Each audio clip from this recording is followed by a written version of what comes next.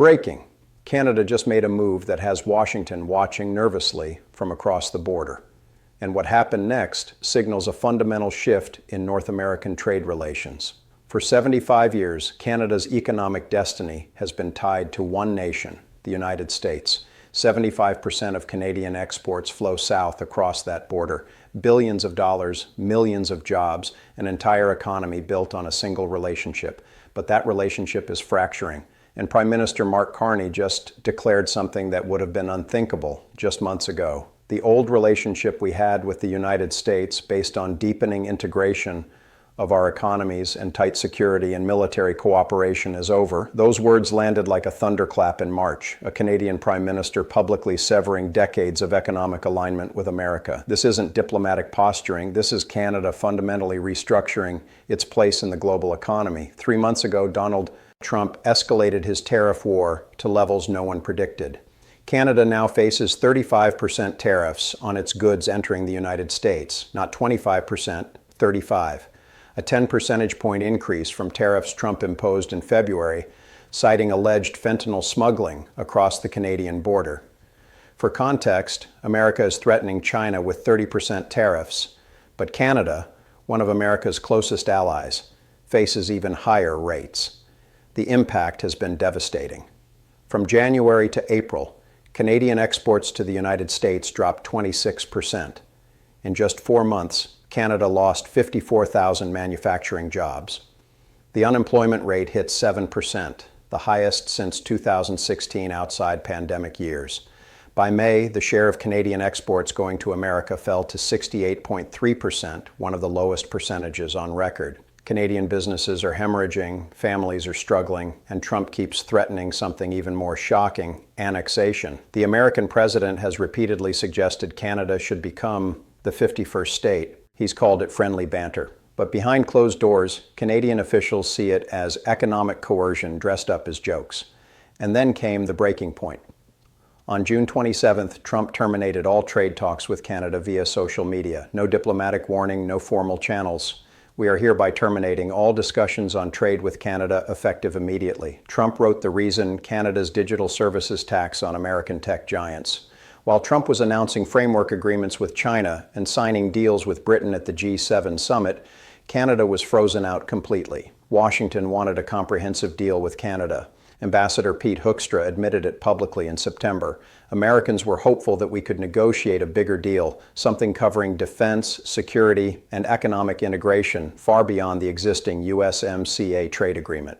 But that deal never materialized. And so Canada made a decision that will reshape global trade patterns for decades. 4 weeks ago, something remarkable happened in South Korea.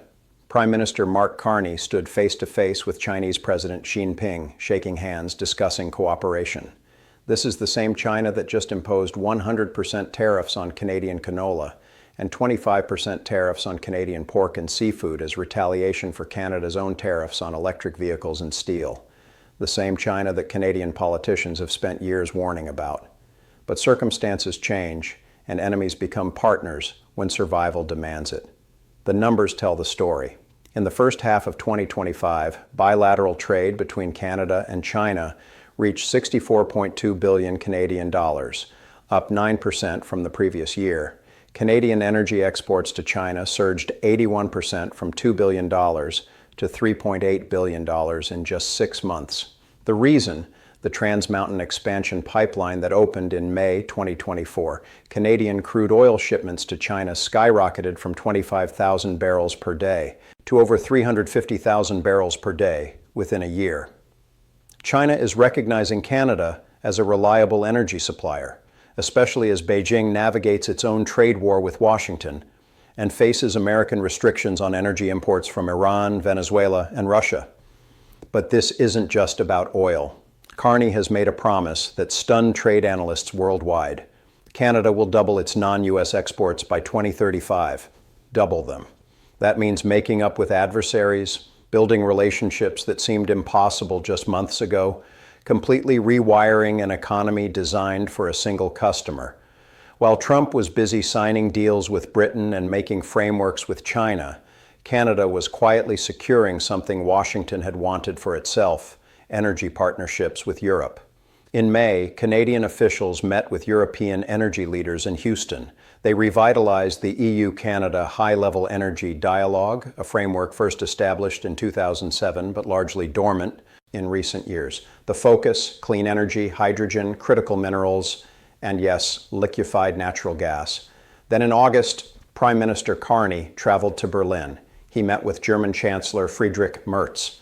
The two leaders discussed something that has European capitals buzzing with anticipation: Canadian energy infrastructure expansion specifically designed to supply Europe. The number one focus of this government is to build that infrastructure, and particularly infrastructure that helps us deepen our partnership with our European partners, and particularly Germany. Carney declared in Berlin, Germany needs what Canada has: reliable energy to power chemical plants, steel mills, and auto manufacturers. Energy security that doesn't depend on Russia. Canada needs what Germany offers: a massive market desperate for diversification and willing to invest billions. Natural Resources Minister Tim Hodgson was explicit about the timeline. In as little as 5 years, Canada could be exporting LNG to Germany. The plan involves massive investments reinforcing the Port of Montreal, building new infrastructure in Churchill, Manitoba, developing East Coast terminals for liquefied natural gas and hydrogen exports. Carney announced his government is unleashing $500 billion of investment in energy, port, and intelligence infrastructure. $500 billion, and Europe is ready to be a partner in that investment. In November, developers announced progress on one of the most ambitious infrastructure projects in modern history: the North Atlantic Transmission One Link, a $30 billion bundle of high-voltage power lines connecting Canada's East Coast directly to European grids. If completed by 2040, electricity generated from Canadian hydropower and wind could flow directly to homes and businesses in Britain and the European Union. Canada and Germany also signed agreements for a transatlantic hydrogen trade corridor. Starting in 2025, wind-generated hydrogen from Newfoundland and Labrador will begin flowing to German markets. These aren't proposals. These are signed agreements with timelines and investment commitments. Chapter 5, the strategic calculation. But here's what makes this truly significant. Canada isn't abandoning the United States entirely. That would be economic suicide. Instead, Canada is doing something far more sophisticated. It's building leverage by developing alternative markets in China, Europe, and across Asia. Canada is ensuring it never again faces the vulnerability of a single customer economy. In May, Canada's exports to countries other than the United States reached an all-time high.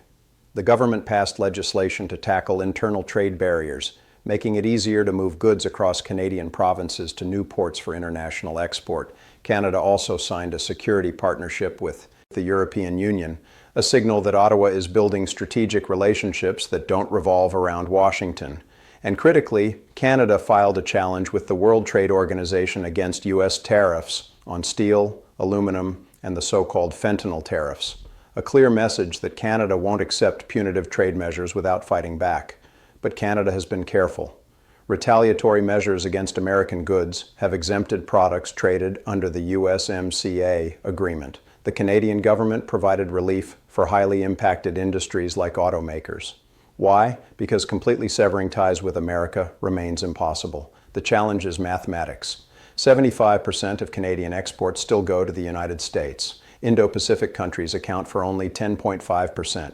Europe and Central Asia, just 9.5%. Shifting American volumes elsewhere will take years. In some cases, it may prove impossible. Canada's economy is highly trade dependent. It represents 2/3 GDP. You can't restructure that overnight. And now Washington is watching all of this unfold with growing alarm.